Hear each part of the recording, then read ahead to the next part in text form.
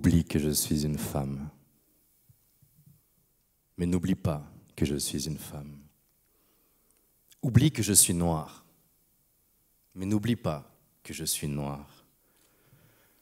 Prise en étau, entre prise de conscience et crise de confiance, en état, l'entreprise en est tout.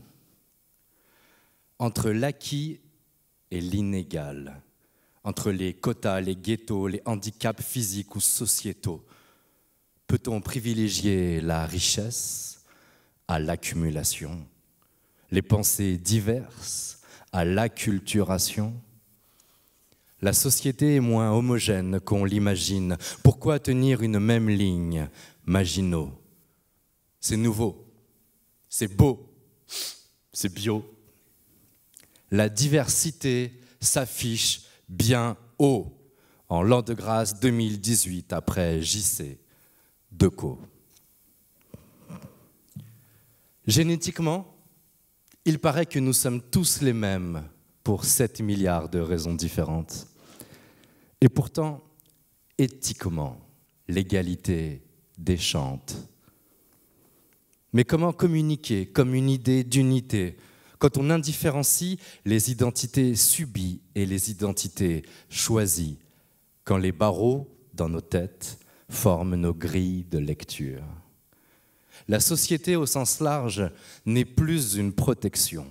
Elle est un projet, une projection. Il n'y a plus de liens, mais des connexions. Plus de relations, mais des interactions. Avant, les villes avaient des habitants. Mais ça, c'était avant. Aujourd'hui, les métropoles ont des populations. Dans ce monde fluide, liquide, où tout coulerait d'open source en flux tendu, certains se noient, d'autres ploient sous le poids de la recherche d'emploi.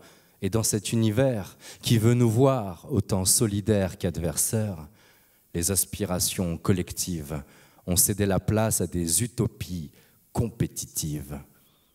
Entre nos éternités résiliables, nos fidélités sans engagement, on ne partage que nos égoïsmes, on géolocalise nos égarements. Pourtant, on a tous besoin d'une famille. Et les orphelins, les laissés pour compte au bord du chemin également. Bien sûr, l'insertion commence par un dépassement, un travail sur soi. Aide-toi et le CA t'aidera. Mais paradoxalement, en matière de proximité, on part de loin avant d'atteindre le visage de ce diasporama. Peut-on se racheter avec de l'énergie à revendre? Tout est question de marché, c'est la loi du pauvre et de la demande. La révolution, la vraie révolution, serait de considérer la diversité comme une part de la solution, plus qu'un problème nécessitant une résolution. Défendre fermement l'idée que les identités ne sont pas des enfermements. Et peut-être qu'un jour, on verra apparaître la notion d'engagement dans les manuels de management.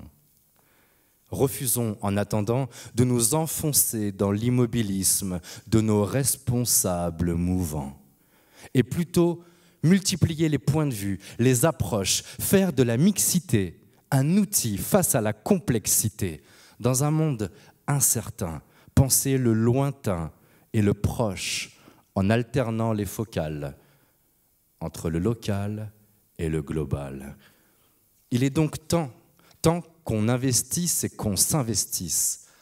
Saviez-vous qu'en grec ancien, intelligence se disait métisse?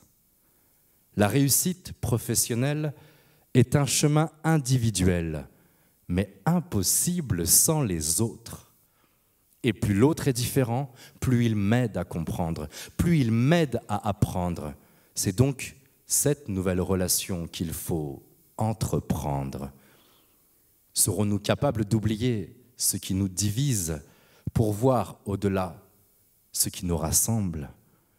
Parce qu'il faut parfois fermer les yeux pour pouvoir rêver ensemble.